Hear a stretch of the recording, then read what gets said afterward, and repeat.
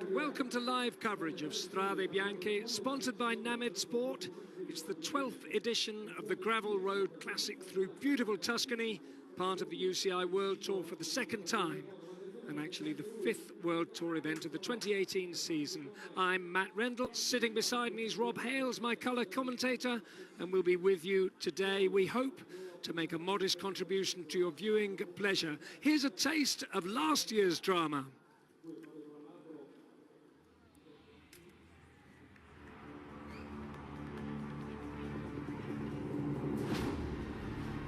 A group and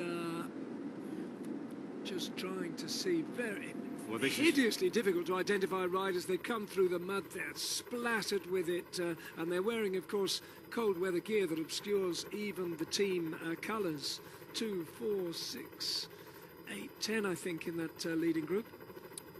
Yeah, I can remember a few years back when we had some of the roads here in the Giro d'Italia, and I switched the TV on, and I thought I was trying to adjust the TV because, well, I just thought there's something wrong with the pictures, as we see Moscon with BARDET on his wheel. Well, this is a strong group here. There's Sagan in there.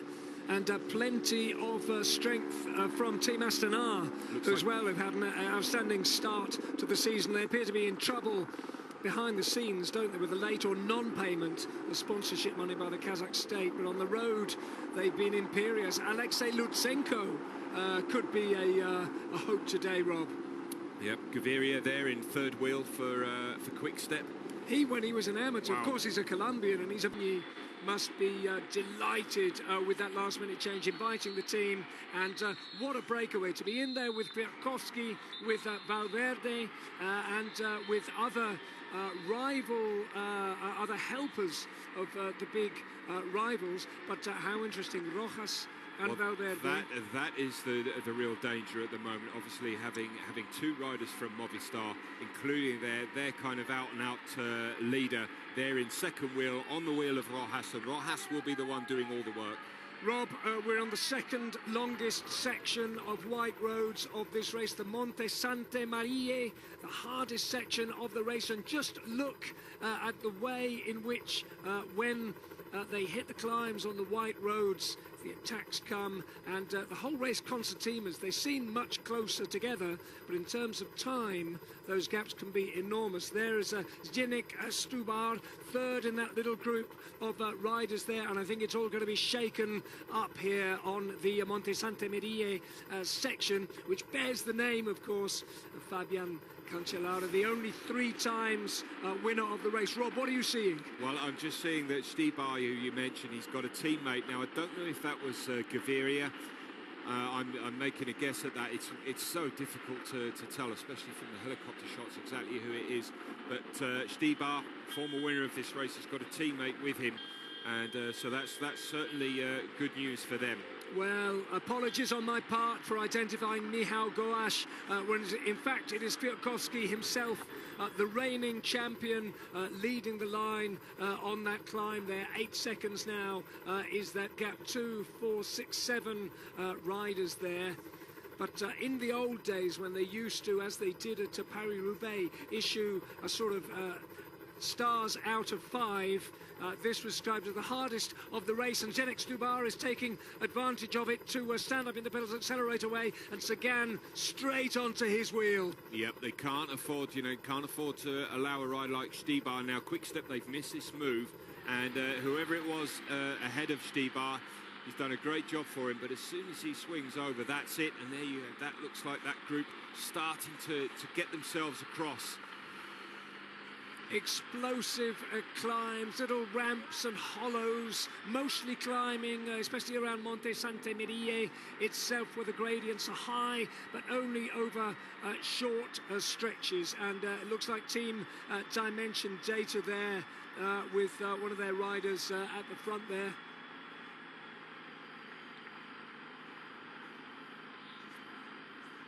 Well, you can just see the riders further back scrabbling to try and get traction on this bit of road. You know, a lot of, most of the riders opting to climb in the saddle. Oh, well, it is Van Aert itself. Well, again, apologies, it's the first time we've seen him in a World Tour race, and he's putting the other riders, well, not exactly to the sword, but no one there is looking particularly comfortable on his wheel.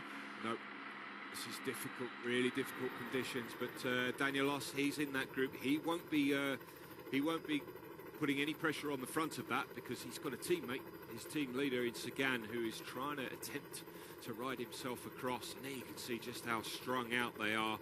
And, fortunate for many of these riders that the wind isn't blowing today.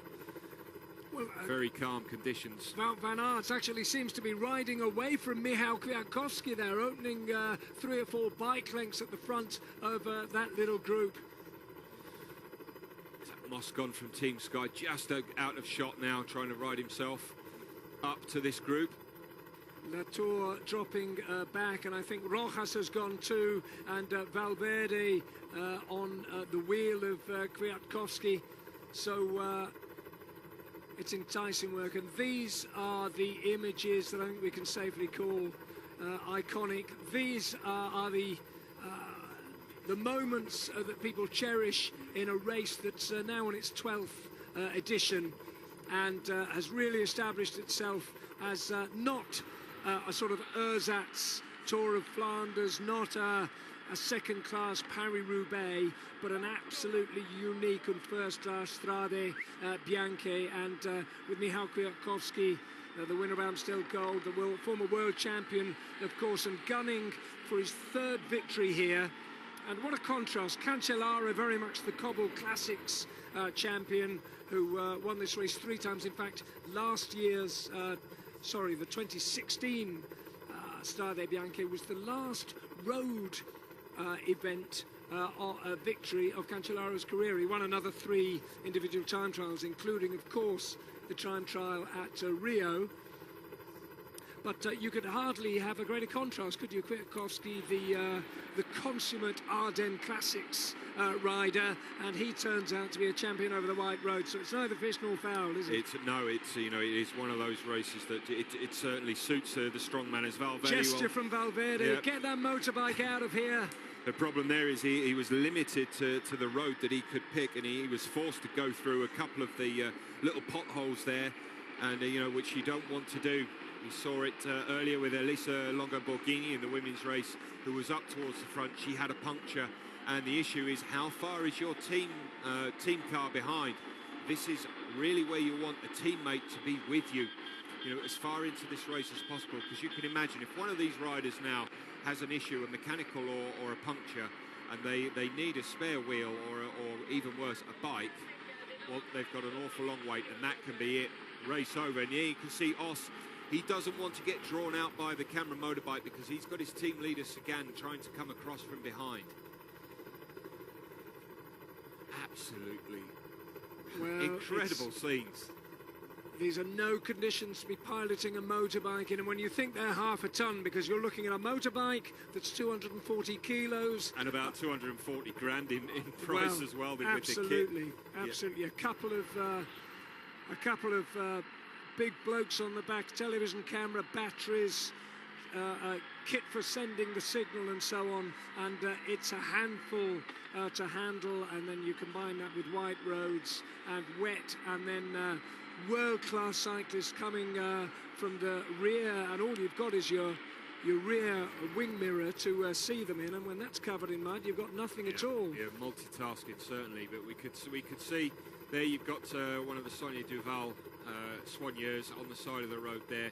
Not only has he got bottles, but most of them also have a pair of wheels, so that they go to the end of the sections here, the end of the climb. So if any of their riders does have a mechanical problem, at least they've got the potential to get a wheel, whether it be a front or a rear, and not have to stand there and wait for the team cars. That's fairly normal practice. Paris-Roubaix, for instance, at the end of each sector, you'll have something as Kwiatkowski's starting something here, Rob. He's just used, again, those gestures are to move the motorbikes out of the way, because he's using these little dips to make little moves. He's got great bite handling, and he wants to be able to use every little change of gradient to impose his will on the riders behind them, sap their strength and being a little bit blocked.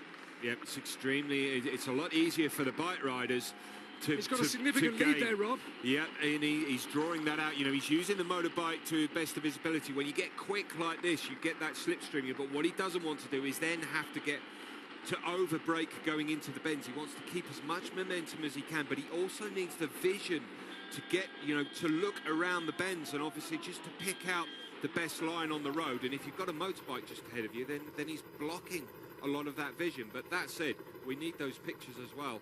Absolutely. This is the group 16 seconds behind. And there are two movie star riders in that group. One of the Skies. And Stubar is there, just trying to pick out where is Peter Sagan, perhaps up ahead. Stubar was there making moves earlier, and he's exactly the parallel or the counterpart of Wout van Aert, who's got himself into that leading group. Stubar himself, a 3 times world cyclocross champion, adept at using every little change in condition, in angle, in gradient to his advantage. And there is Sagan on the right-hand side of that group there. And all the signs are, at the moment, that he's responding well to coming down to sea level from the Sierra Nevada. But nonetheless, 16 seconds, we're just inside 50 kilometers to go. It's neither a race-winning margin nor something that can be easily brought back, especially seeing the quality of riders that we have in the front group. Yeah, as we saw earlier in the women's race, you know, once you get the gap starts to open up in the latter, certainly the further into this race you go, then it's more a case, or it seemed to be a case, that those gaps just gradually opened up and crept up. Kwiatkowski, a generous sort of rider, and in the sense that he likes to attack and he likes not to hold back. Now, Kung and Os are there for their teammates, aren't they? Van Avermaet and Sagan. They won't be working at the front there. They'll be sitting at the back and hoping that their team leaders can come across to them. Kwiatkowski, Valverde and Van Aert are out-and-out team leaders. Is there enough firepower there, Rob, to keep them away? What do you think? Well, there's certainly enough. I'm setting you up for a fall with that question. No, but, I mean, there's certainly enough firepower within that group if they were all to want it to actually stay away. Here you can see Os, you know, he's riding, you know, a fairly decent tempo. I mean, look, it's very difficult to recognise the riders. Look at him. He looks more like Rigoberto Urán, doesn't he, writ large? You know, the dirt that gets flicked up off the riders, covering the face. They'll have great complexion tomorrow when they wash it all off. Oh, yes. Well, look at the nodding head of Romain Bardet at the front of that group behind them. I think it's Bardet.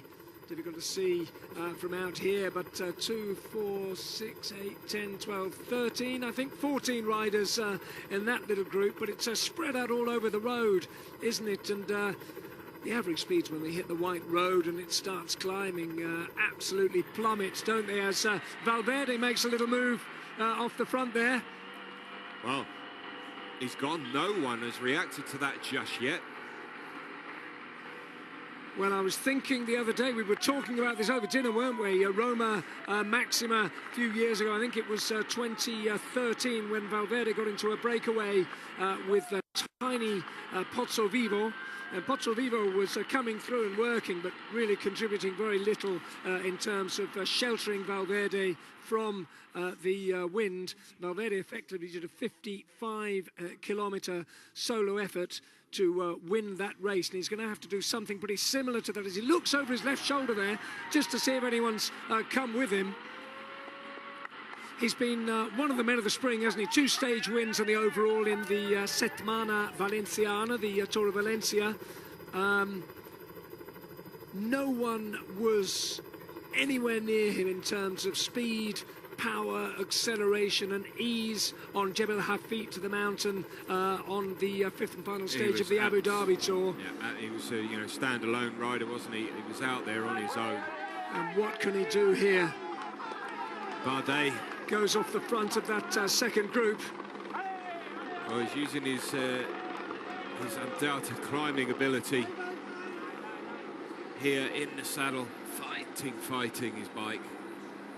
Trying to get away from Valentin Madouas, but they don't even have clear lenses in glasses, no glasses at all, and their eyes must be full of dust and dirt and mud and things thrown up by the other bikes and the motorbikes and the race vehicles.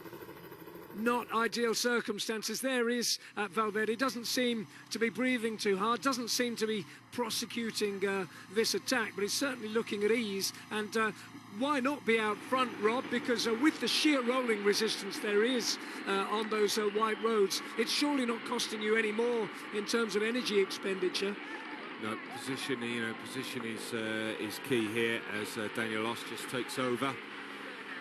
From the Trento region of Italy, another of those beautiful regions, and another of those parts of Italy that we're used to seeing bathed in beautiful sunlight and the golden hours photography of these Tuscan hills, belied by the conditions they're racing in now. As Sagan looks over at Daniel Oss, and Sagan is now up with that lead group. Well, that was sudden, wasn't it? Wout van Aert moves to the front again. Kwiatkowski behind there. Where is Bardet going? Well, Van Aert's, you know, he was saying he would like a top 10. I think he's got to this position, he'd probably like it a little bit higher than that. But what he is doing, he's obviously, you know, the further into this race, if he can keep this group further out there, then he's doing himself, you know, the world of good, just to keep himself up within contention. And this absolute monster of a rider, Romain Bardet, is riding across on his own from the chasing group up to the group of favourites. Rob, as you were saying, Wout van Aert tweeted a photo of himself after yesterday's press conference alongside Peter Sagan and Michał Kwiatkowski, and the caption was, "Is that really me between these legends?" What am I doing here? Well, he's between those legends now and he's leading the way. Yeah, certainly gaining his stature on the road. I mean, there's absolutely no doubt that the class act that he is, being a multiple world champion in cyclocross, but to transfer that to the road is something just a little bit different. Well, a little bit earlier on, I was asking whether Vincenzo Nibali might have a good Strade Bianche in him, but Romain Bardet is surprising me. He's a tiny, diminutive figure, but he's forced his way across the white roads and made it into the back of that front group. And he's revealing a skill set that I have to say, I never suspected he had. We know what a fantastic descender he is, and what a world-class climber too, but grappling with the white roads. He's got covered in snow a couple of days ago. And we're just seeing a slow-mo replay of something. Well, they're all stayed upright, but well, Bardet, he's gone alone. And it's a bit of a standoff from that lead group now. Looks like one rider just finally coming across.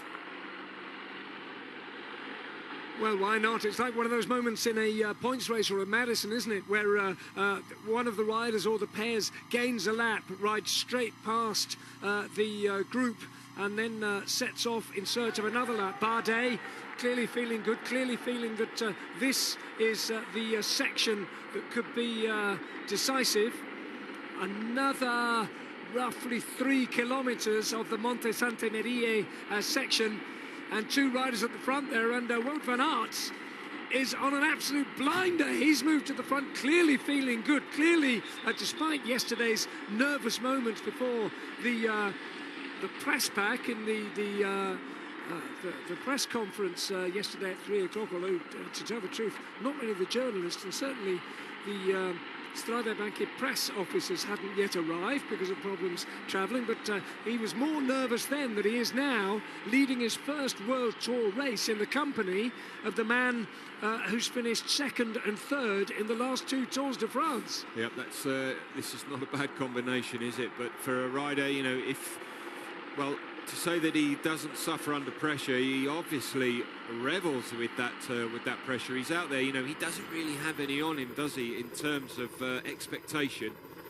But he really is thriving out there under these conditions at the moment, Wout van Aert. Groups coming together on the road there, and As I said, I think we should show some sympathy for the motorbike pilots out there. They're driving half a ton of machinery and cameramen and camera equipment out there, and drawing out of the way of these riders. And there's a lull in the group there with Sagan at the front there, barely turning the pedals as those two go away. And I wonder if this is his way of saying, look, if you're all looking at me, those two guys are going to win. It's his first race in Europe of the season. He was fabulous in the Tour Down Under, wasn't he? But that was in another country. Yes, it's certainly besides, coming, yes. The weather was completely different. Yeah, for this. coming into this with a certain unknown, but it's Danielos who has been put up towards the front. Yes.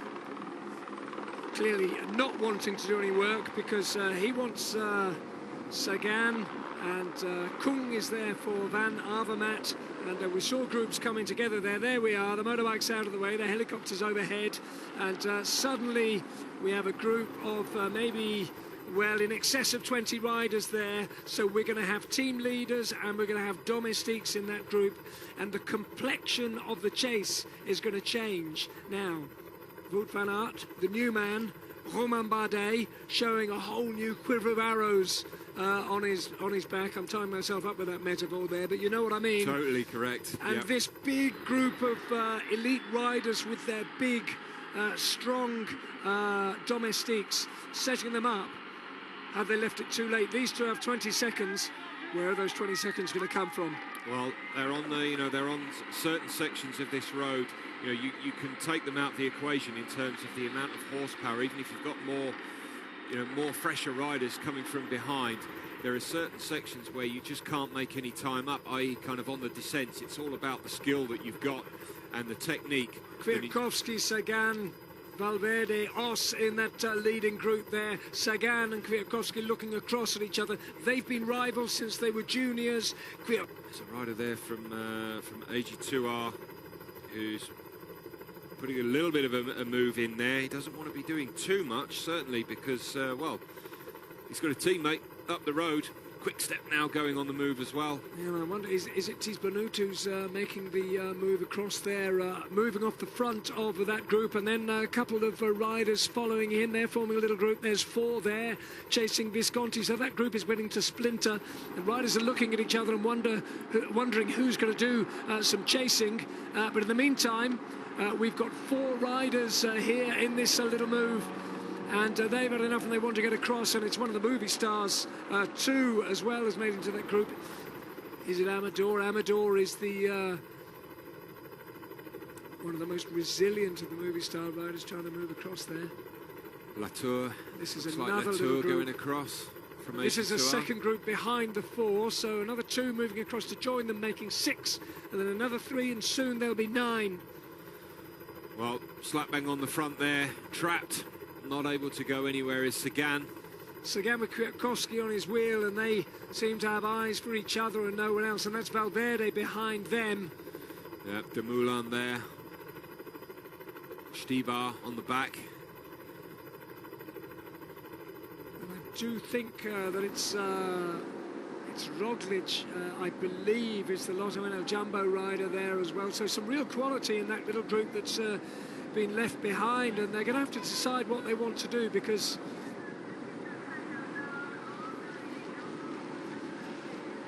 with 36.1 kilometres to go, there are 12 kilometres before the next white roads section, the Monte Aperti, and it's the shortest section, only 800 metres, but it's got a very steep little ramp, gradients in double figures. It's kind of every man for himself down there at the moment from this group. Well, and these little moves go off the front and then they're brought back, and all the time the gap's opening up. 44 seconds now. Visconti has only managed to close 10 seconds on that group.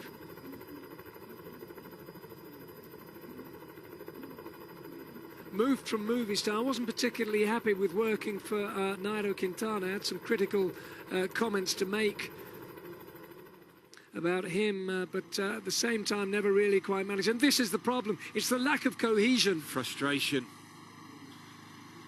A lot of frustration. You know, you get yourself in a move And, you know, if there's a concerted effort, well, there's a couple of things. A, do they want to work? And B, can they actually physically work at this point in the race? You know, sometimes it's as much as you can do just to hang on to the wheel.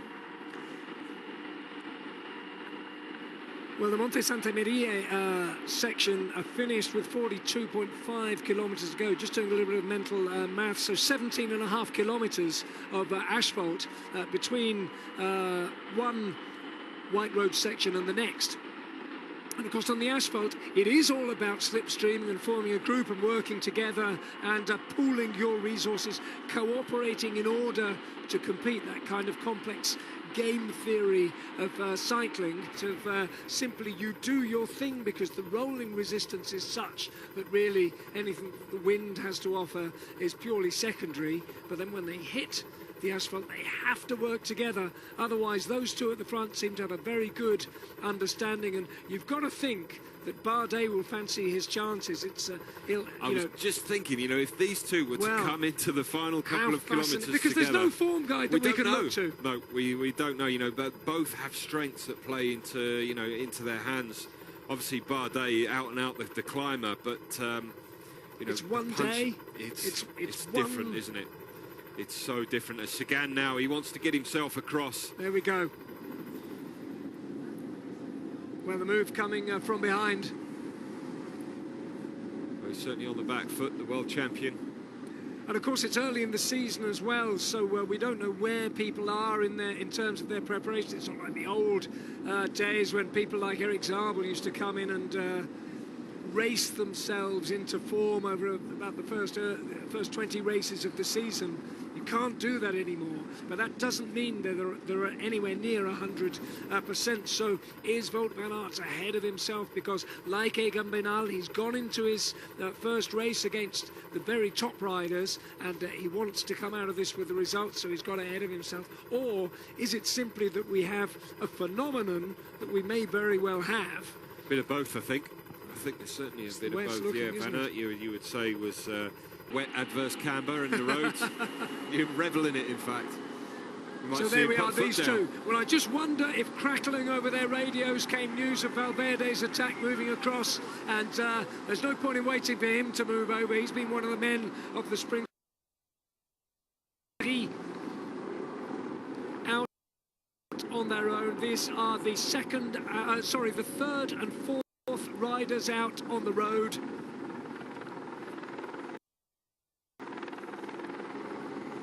.47 seconds to close, and we're watching them descend on the same roads that we just saw Bardet and Van Aert descending on.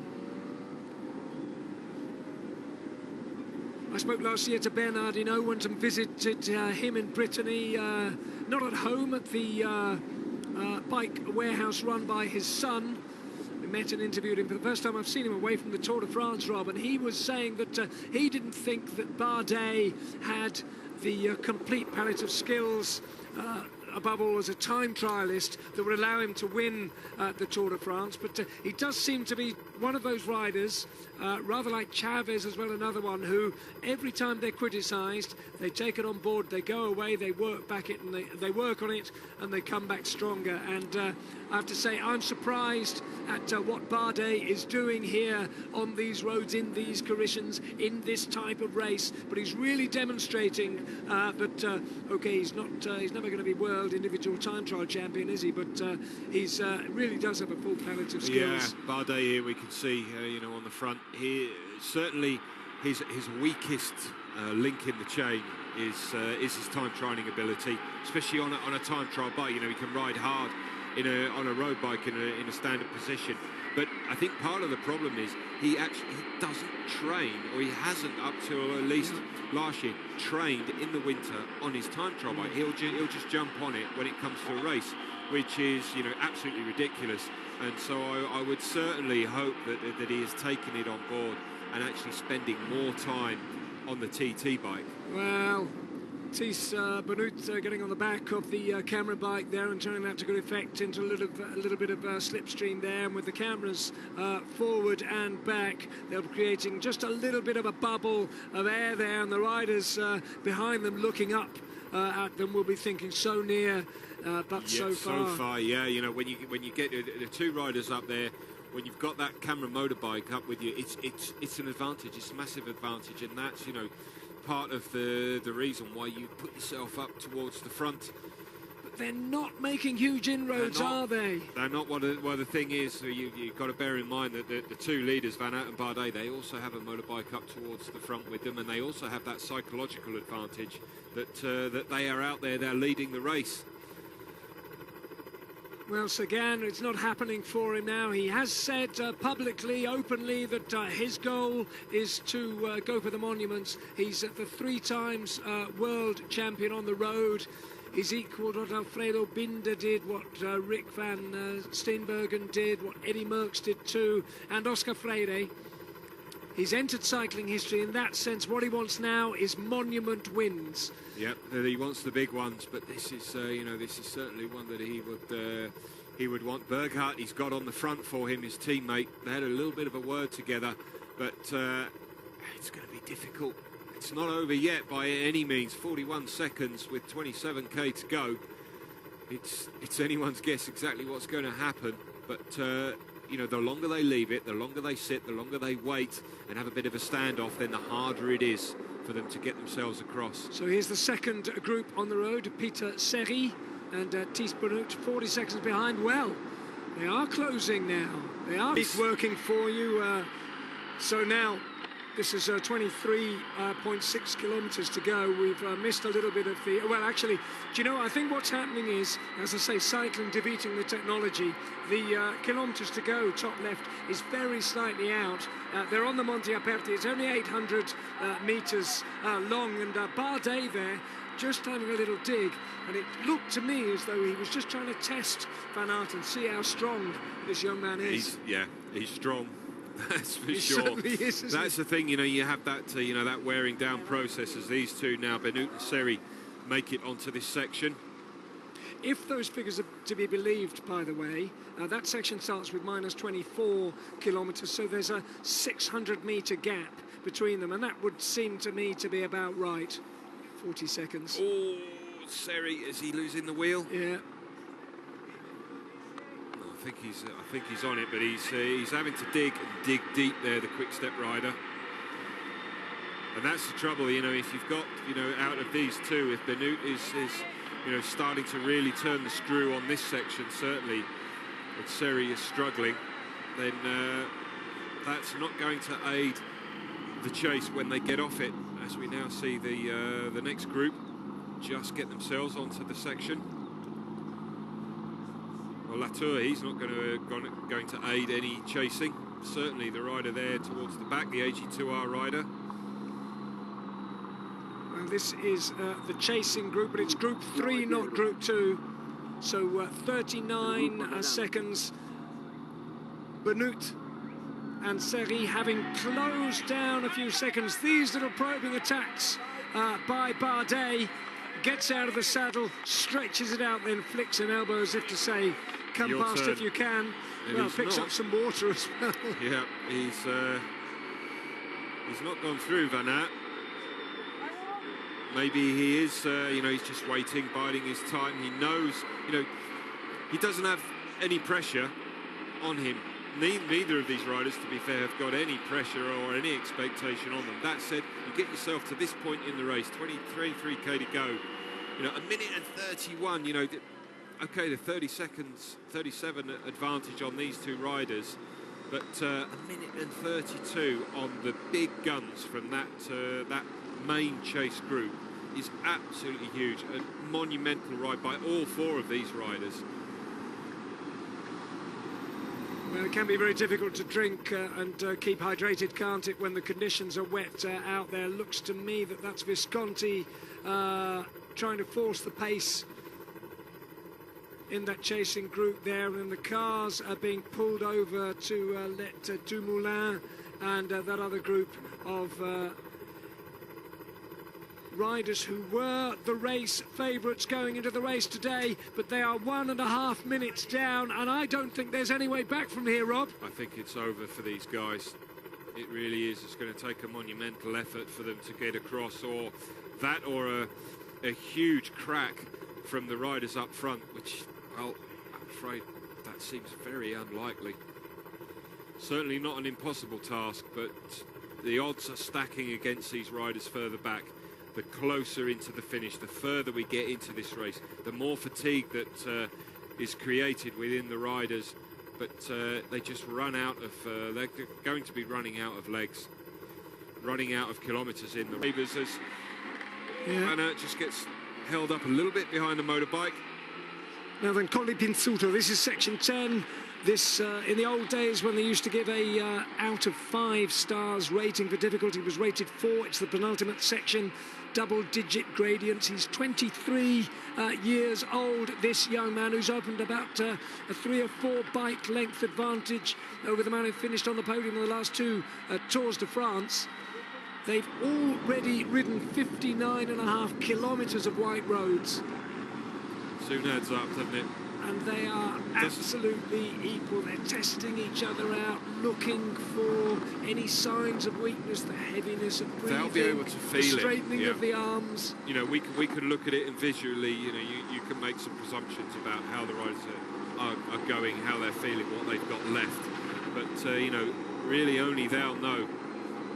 And occasionally you can feel good and you think, you know what, I've got the legs over the rider that I'm with. And then all of a sudden, in the blink of an eye, it can completely change. You know, fatigue starts to set in. Hunger knock is something that the riders really don't want to have. That creates a massive problem. Visconti and power. Robert Power. Power it was, yes indeed.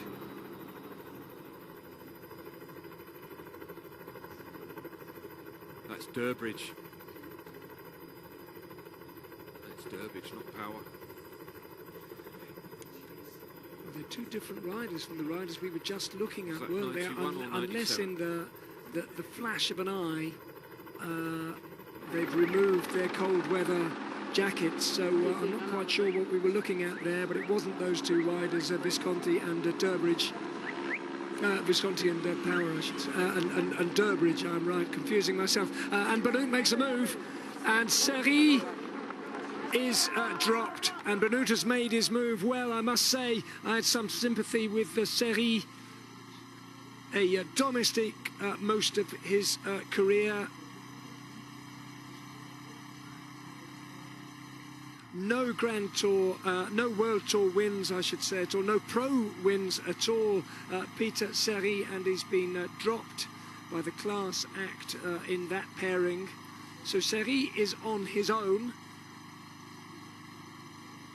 Well, he might as well be, because they weren't making any headway, were they? And now he's just got to ride at his own pace. He's looking at 3rd. Is 3rd the only position up for grabs here? Have the first 2 gone?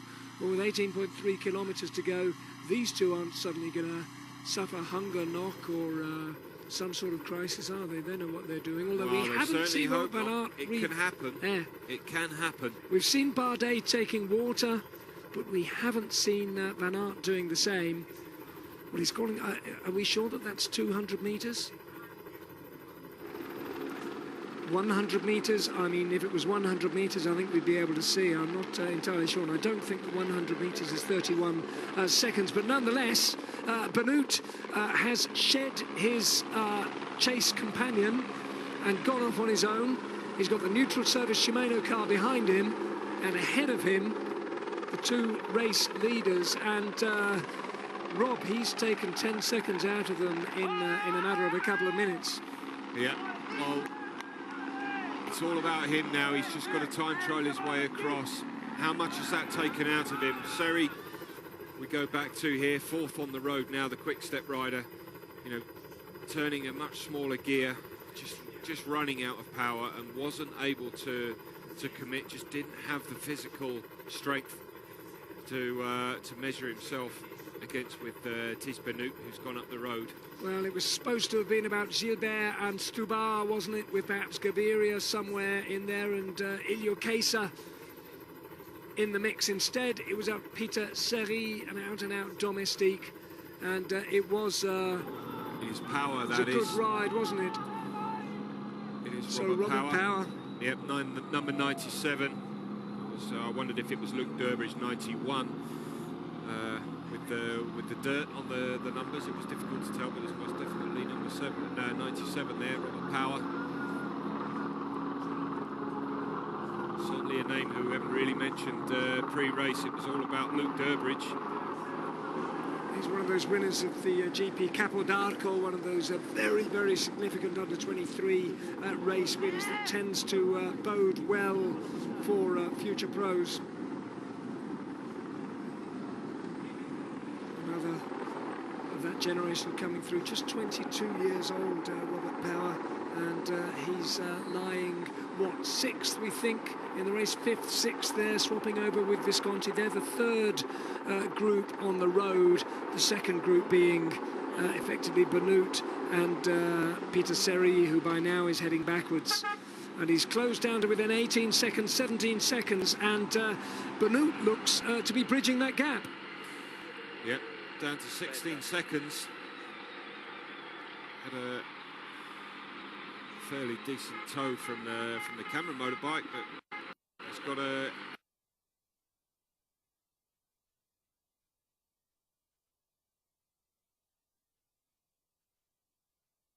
Last 15 seconds, he could just see.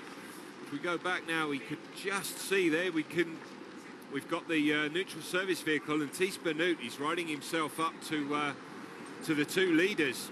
Well, if these three can get themselves together, then I think, well, that's it. We can fairly say that the win will come from one of these three, certainly.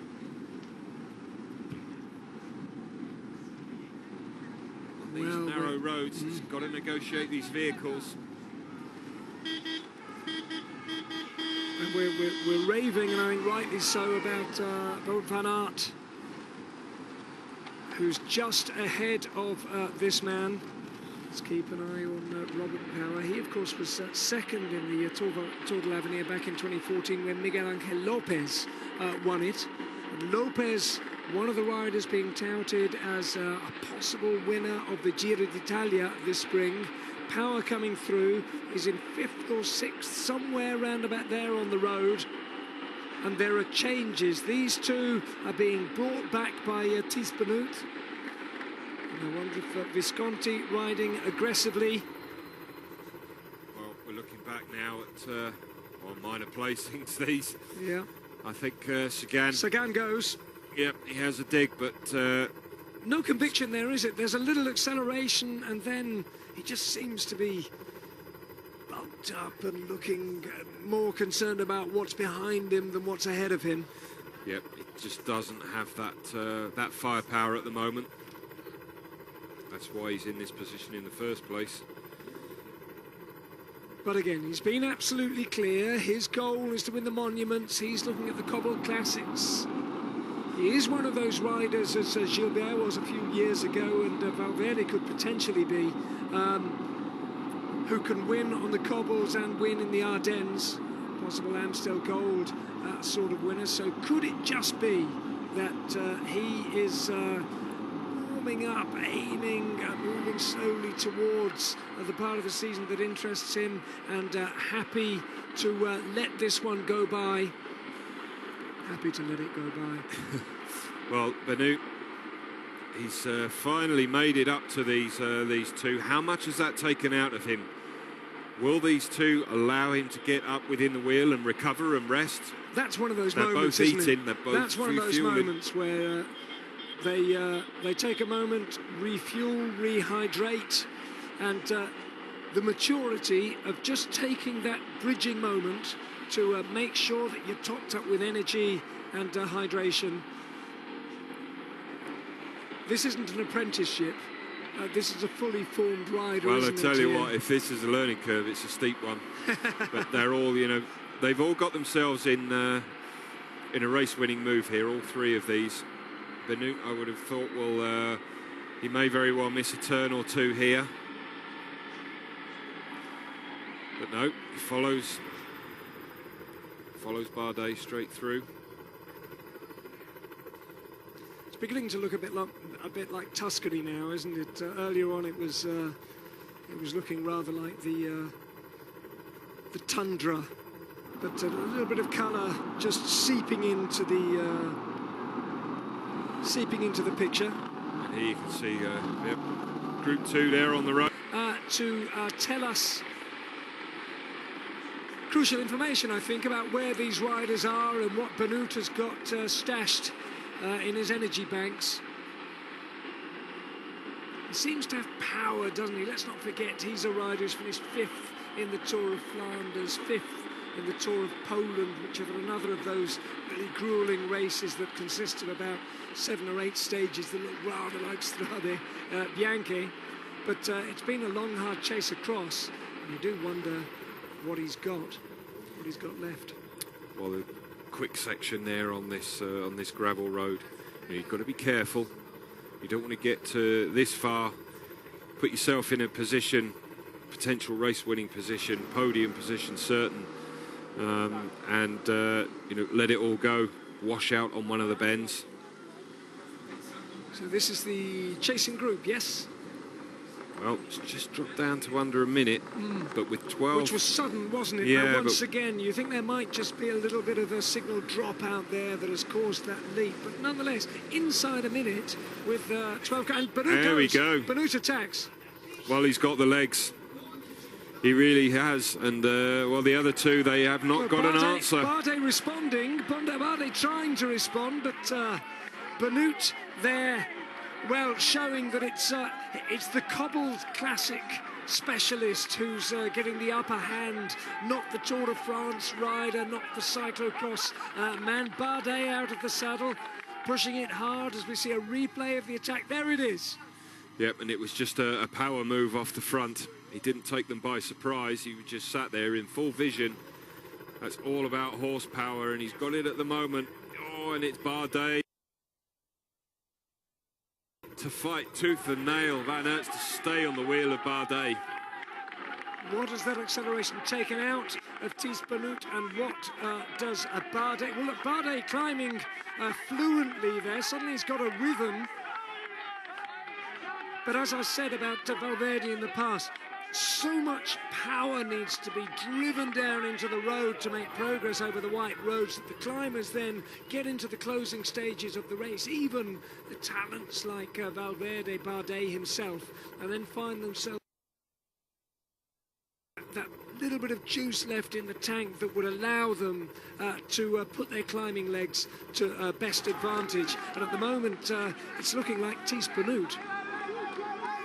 Sherry getting another... Well, he's holding on, isn't he, Getting a second wind. Visconti looks over his shoulder. He's really run out. Oh, and it's coming back. There's a group of riders there. Coming back together. Valverde's there, I think. Or maybe it's Amador. It's one of the movie stars there. 108.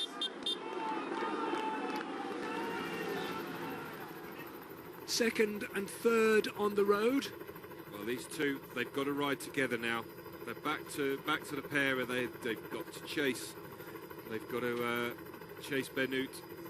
Well, they've both changed down gear, and I'm left with the feeling that BENOOT has knocked the stuffing out of them there.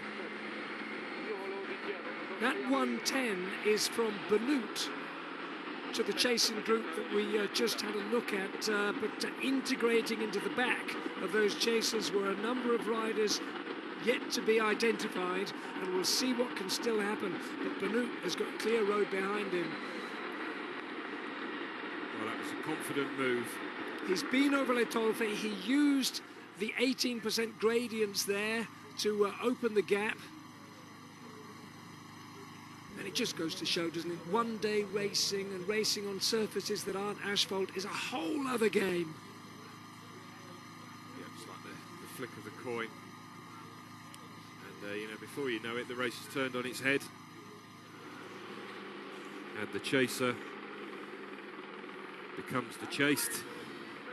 And he's got to keep concentrating. He's got to keep the legs turning and keep the mind lucid and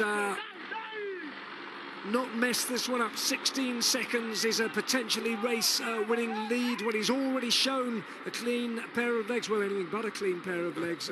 A mud-strewn pair of paintbrushes to these two. But they both seem to, well, Bardet's pushing a bit of weight there, but Van Aert has flicked down a couple of gears. And I can't see any way back as BENOOT presses up towards 20 seconds. Some more time has been added on to that gap there, and suddenly we're looking at a group of 5. Yeah, well, that'll do these riders the power of good if they could get themselves together, but well, it's not 22 seconds, is it? There further back at 23 seconds is to back to Bardet and Van Aert from race leader Tiesj BENOOT. The riders ahead of you keep disappearing behind corners, disappearing from view, then reappearing again, and you're climbing and descending and cornering, and the visual gap gets closer and further away, even if the time doesn't seem to vary very much. But the fact is that they have finished their allocation of white roads. Is out of contention, and Visconti looks over his shoulder there and shakes his arm, wants to share the workload there, but no one's coming through. Well, this will play into the hands of the two up ahead of them. Valverde goes to the front now. You know, they're trying to get them sodium on the offer. The win is most probably out of their hands, out of reach for anybody apart from the lone leader, Tiesj BENOOT. The gap between this group and the race leader Tiesj BENOOT is remaining pretty much fixed at 1:31, but what's happening is Bardet and Van Aert are just very slowly losing time on just second by second. 50 seconds now, their advantage. Slipping back towards that group of 4 chasers. But there isn't so much space in it, is there, for the chasers to catch up? Well, we'll see. I'm sold on the idea of Van Aert taking second, Bardet third, and then the rest of them ruining the moment that they let Bardet and Van Aert go and didn't respond. And they were in that group with Peter Sagan and Kwiatkowski. I think certainly in terms of fitness form-wise, what they've got left, I think Bardet there in second wheel, I think he's just got the edge on Van Aert, certainly from what I've seen over the previous couple of kilometres, but you never know, it doesn't necessarily go to form. Well, Van Aert, is spinning the pedals there a little bit, and I think he's just keeping his legs fresh for that 250-metre climb up. He's got to be, if he is holding back, because I think he's done a little bit less work than Bardet. If he is holding back, then that may very well be a bit too much of a gamble because of the chasers coming from behind. And I'm also thinking that Strade is looking the freshest of the group behind them. He has come from behind. Valverde has been making little probing moves all the way through the race out of the chasing group. Was in that lead group of 8 or 10 riders that had 14 seconds on the Sagan group. Certainly on paper you would put the form down to the strongest rider, to Valverde from that group, but you get this close to the finish, after the amount of racing on this sort of terrain, you just don't know. You don't know what riders have got left to give. Tiesj BENOOT swings right onto the Strade di Pescaia. The road is still descending at something like 4% for a kilometre. There are the chasing pair about to make the same hard right. And then another 800 metres behind them come the 4 that include Strade, Power and Valverde.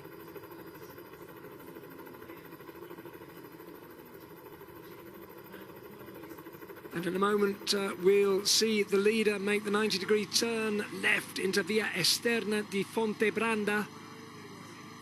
And at that point, there's just over 1.7 kilometers to go in the race. And that is where the gradient is reversed. It's not the final climb, but it's the preparatory ramp for the final climb. And he will see the centre of Siena ahead of him, the Torre del Mangia, the great 102-metre tower overlooking the Piazza del Campo, and he will know that victory is in his grasp. Well, that gap is slowly but surely falling between the two riders in second and third place there, BARDET and Van Aert, and the group behind coming with the Visconti power, Stibar and Valverde. But is it closing down enough? 54 seconds between them. Can't afford to play cat and mouse, but neither can the group behind chasing. Well, and on that 250 climb, touching 18%, you can lose a hell of a lot of time, I think. Yeah, if your legs buckle, that's it, and stronger riders from behind can certainly take time out of you very, very quickly. So BENOOT actually riding faster than both of those two chasing groups. He's in the final kilometre now. And ahead of him, he can see the 13th century Porta di Fontabranda, just about 100 metres in front of him, and that is where the road surface turns to stone paving. Ow, that's hurting. That's hurting a lot, but I tell you now, it's going to hurt the other riders behind a lot more when they hit this. And he can see the fork ahead of him. He's going to be heading left of that bubble.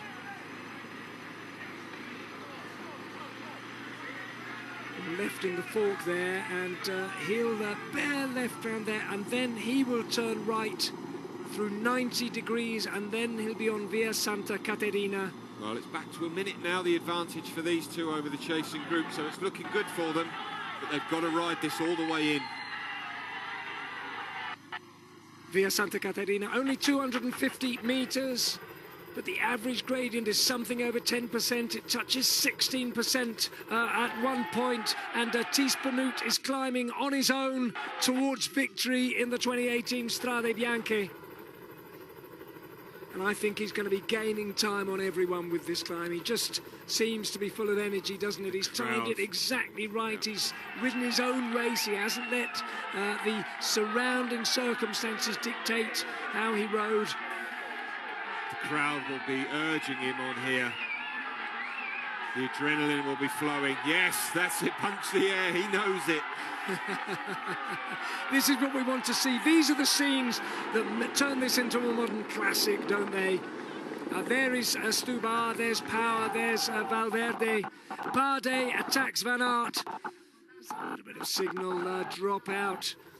Well, we've been plagued by the bad weather, haven't we? But BENOOT on that climb, he'll turn right at the end onto Via delle Terme. And so often in the past, it's been about positioning at the top.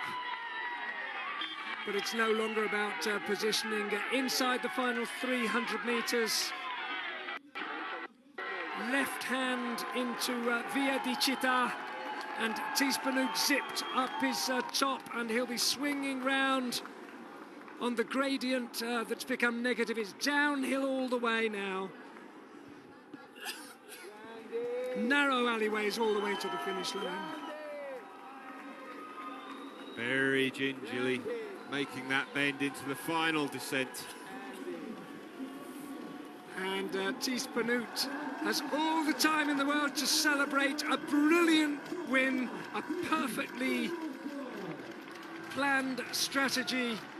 He's covered in mud, he's covered in dirt, he's covered in sweat, and he's covered in glory, Rob. A great ride, and Tiesj, who knows, a breakthrough ride from him. Absolutely incredible victory there. The team absolutely loving that, and not surprising. Perfectly executed, as you said. Here coming into the finishing straight, second place. Well, we wondered, didn't we, whether the 23-year-old, three-time cyclocross champion Wout van Aert would have the legs to beat the man who's finished twice on the podium of the Tour de France. BARDET it is who wins that battle for second place. Hats off to this man. The revelation of the day. What can we say about him, Rob? Well, third, he said, you know, if I could only get myself a top 10, that would be absolutely incredible. He's done better than that. He's got himself on the podium. And I think he's given a real fright to the sorts of riders he was nervous of standing alongside yesterday in the press conference. Sagan, Kwiatkowski couldn't quite believe that he was there. Alongside them as Valverde, Visconti and Robert Power come through. Valverde 1 minute 24 seconds behind the winner of the 2018 Strade Bianche, with Visconti and then Power coming through for fifth place. Well, it's certainly gone to form in terms of Valverde. The former winner Zdeněk Stubar can only shake his head. When the moves began to go, he preferred to keep a cool head, and it cost him a protagonist's role in the race. Sagan, he's been on his mountain bike, he's been at altitude, he says that his goals are the monuments. A top 10 from him, which is solid, but not what we were expecting. I think in hindsight he'll be relatively happy with that. Well, it'll have to be. His certain objectives in this first part, as he said he was in the press conference, he didn't show that on the road, did he? He thought, you know, when you're with a group of riders like that, do you know what? I'm going on the attack. Follow me if you can, and they couldn't. I'll tell you what, he's standing there on the third step of the podium, and I think he knows very well that. Very soon he's going to be a millionaire. He's going to be a very, very wealthy sport.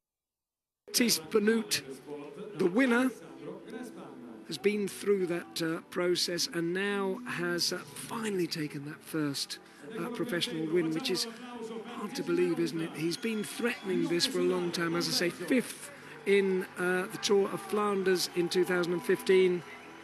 But this could be the win.